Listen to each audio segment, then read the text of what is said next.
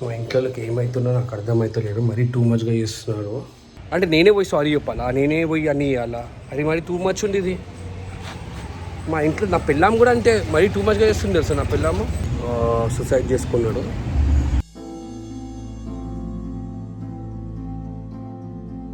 Matter ఏంటంటే ఒక అమ్మాయి వల్ల పురుగుల మంది తాగిండు. ఎంత బాధ ఉందో China.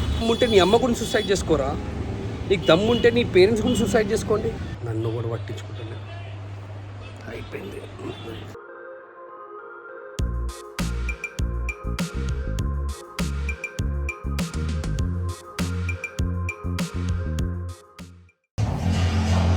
Hey guys, good morning. Video start చేసి ముందు ఒక లైక్ కొట్టండి. మా వాడు జిమ్కి తీసుకొని వచ్చిన, సో జిమ్కి తీసుకొని వస్తే ఈ మ్యూజిక్కి డ్యాన్స్ ఆడుతుంది, పిచ్చి డ్యాన్స్ ఆడుతున్నాడు. అయిపోయింది మ్యూజిక్. జిమ్ కొన్నికి తీసుకొని వచ్చినా నాన్న నిన్ను. ఏం చూస్తున్నావు? అక్కడ ఏం లేదు, ఇక్కడ నుంచి వస్తుంది మ్యూజిక్ అని చూస్తుంది. ఇక్కడ చూడవి అందరికీ లైక్ కొట్టాలని చెప్పేసాను వీడియో.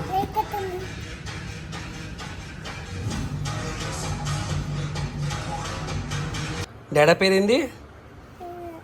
వినయ్. వినయ్ నేర్చుకుంటున్నాడు మాటలు.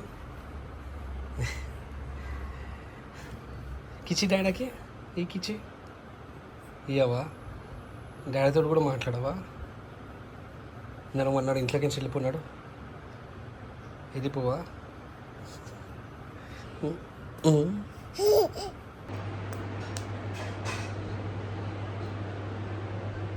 మా వాడు నా పైన ప్రేమ చూపెడుతున్నాడు.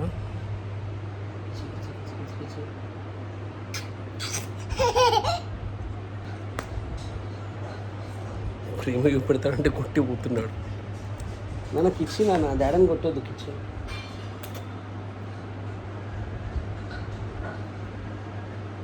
ఏమైనా అట్లున్నావు స్టాచ్యూ లెక్క?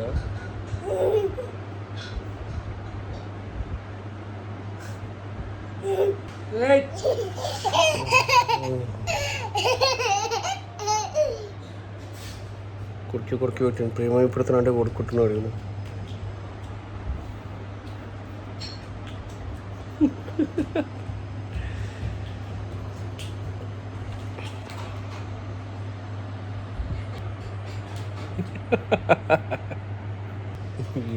ఏ మాటను ఏం చేస్తున్నావురా? ముక్కొస్తుందా? ముక్కొస్తుందా? సర్దేను మామకి.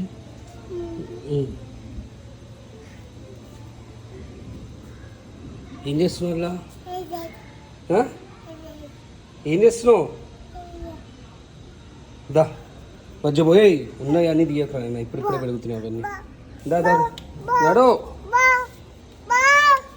ఇంక మాటలు వస్తలే బావు రూ క్యా పూ అని. దా దా చోటా బజ్జుండందా, బజ్జుండందా.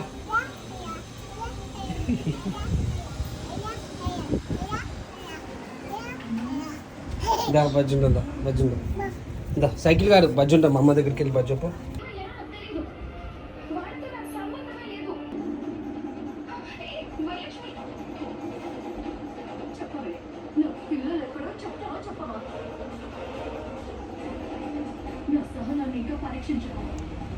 అసలు మా ఇంట్లోకి ఏమవుతుందో నాకు అర్థమవుతలేదు, మరీ టూ మచ్గా చేస్తున్నారు.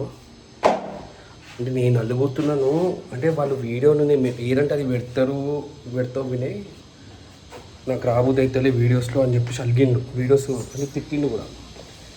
కొన్ని తిట్టినేమో తిట్టిండు, నేను అలిగినాను. రిటర్న్లో వాళ్ళు ఎందుకు కలిగింది నాకు అర్థమవుతలేదు. నేను గోవా నుంచి వచ్చి 2 days అవుతుంది.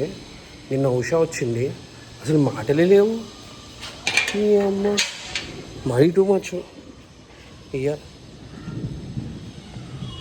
ఇవాళ మాత్రం ఒకటే పని, నేను నైట్ డిన్నర్ చేయ, అట్లీస్ట్ అది చూసినా మాట్లాడతారేమో అని చెప్పేసి. అరే వాళ్ళు వస్తారేమో, సారీ చెప్తారు, కొంచెంసేపు పలిగేసి మాట్లాడదాం, మళ్ళీ రెగ్యులర్గా వ్లాగ్ తీసుకుందామంటే వాళ్ళు అంటే నేనే పోయి సారీ చెప్పాలా, నేనే పోయి అన్నీ ఇవ్వాలా? అది మరీ టూ మచ్ ఉంది ఇది. మా ఇంట్లో నా పిల్లం కూడా అంటే మరీ టూ మచ్గా చేస్తుంది తెలుసా. నా పిల్లము అక్కడ కోపంగా ఉంటే దగ్గరికి రారు నీ అమ్మ. నా మొగుడేంది నేను పట్టించుకున్న పిల్లలు ఉన్నాడు కదా అని చెప్పి చేస్తారు. ఈమె కూడా అంటే మొగుడు అలిగినప్పుడు రావాలి దగ్గరికి, హక్ చేసుకోవాలి, మాట్లాడాలి. ఏముంది నా పిల్లానికి? నా పిల్లలు తిన్నారా? నా పిల్లలు వండుకున్నాడా?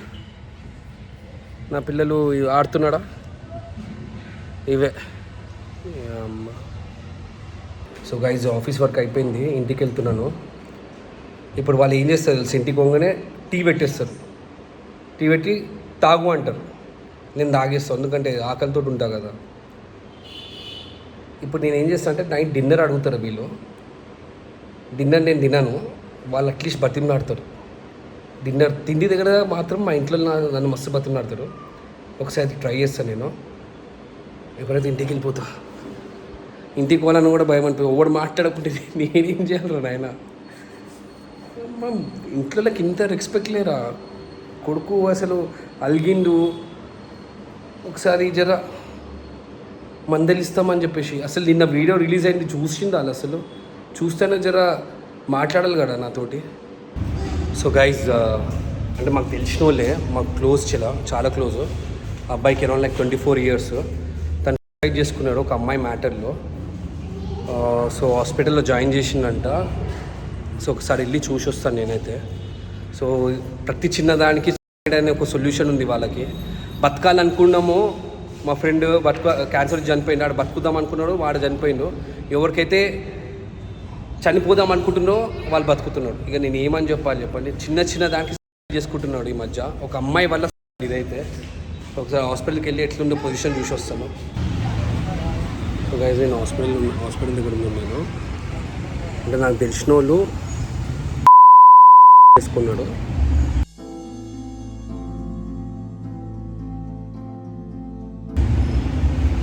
సో 3 hours నుంచి హాస్పిటల్లో ఉన్నాను.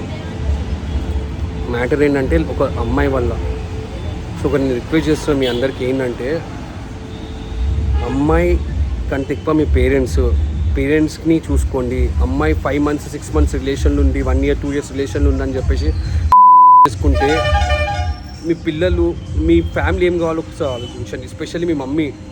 ఇప్పుడు నేను చూస్తున్నాను, నాకు తెలిసిన వాళ్ళు నేను పేరు చెప్పుకోలేను, వాళ్ళ మమ్మీ ఎంత బాధపడుతుంది తెలుసా, ఎంత ఏడుస్తుంది తెలుసా. అరే నేను నమ్ముకొని నేను ఉన్నారా, నువ్వు ఇట్లా కుంటే నువ్వు చనిపోతే మేము ఎలా అని చెప్పేసి వాళ్ళు ఎంత బాధపడతారు ఒకసారి ఆలోచించండి.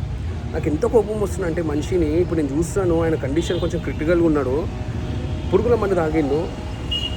ఎంత బాధ ఉందో చైనా, ఎంత ఏడుస్తున్నాడు వాళ్ళ ఫ్యామిలీ మొత్తం. మరి 2 months తెలుసా. ఒక అమ్మాయి గురించి మీరు చేసుకుంటే లవ్ గురించా? ఒక లవ్ గురించి నాకు తెలుసా పెయిన్ ఉంటుందని చెప్పి. పెయిన్ ఉంటే నీ ఫ్యామిలీ కొందుకు నువ్వు పెయిన్ ఇస్తున్నావు. నీకు పెయిన్ ఉంటే నీ ఫ్యామిలీ కొందుకు ఇస్తున్నావు నువ్వు పెయిన్. అంటే నీకు కన్నా నీ పేరెంట్స్ కంటే ఎక్కువ అమ్మాయా? చెప్పండి, నీ కన్నా నీ పేరెంట్స్ కంటే ఎక్కువ నీ అమ్మాయా? అరే ఒక్కసారి నీ పేరెంట్స్ ఎందుకు అన్నారా? నువ్వు రేపు దినము వాళ్ళని చూసుకుంటానే కదా అన్నారు. నిన్ను మళ్ళీ ఎందుకు చూసుకోవాలరా వాళ్ళు? ఒక రిక్వెస్టింగ్ ఏంటంటే వేరే దానికి అసలు సూసైడే చేసుకోకండి మీరు. ఫస్ట్ ఒకవేళ చేసుకోవాలనుకుంటే చేసుకోండి, కానీ ఈ అమ్మాయి గురించి లవ్ ఫెయిల్ అయిందని చెప్పేసి మాత్రం చేసుకోండి. ఎందుకంటే 50% ఆఫ్, ఇప్పుడు నేను డాక్టర్తో మాట్లాడితే 50% ఆఫ్ అంటే అమ్మాయి గురించే, లవ్ మ్యాటర్స్ గురించే.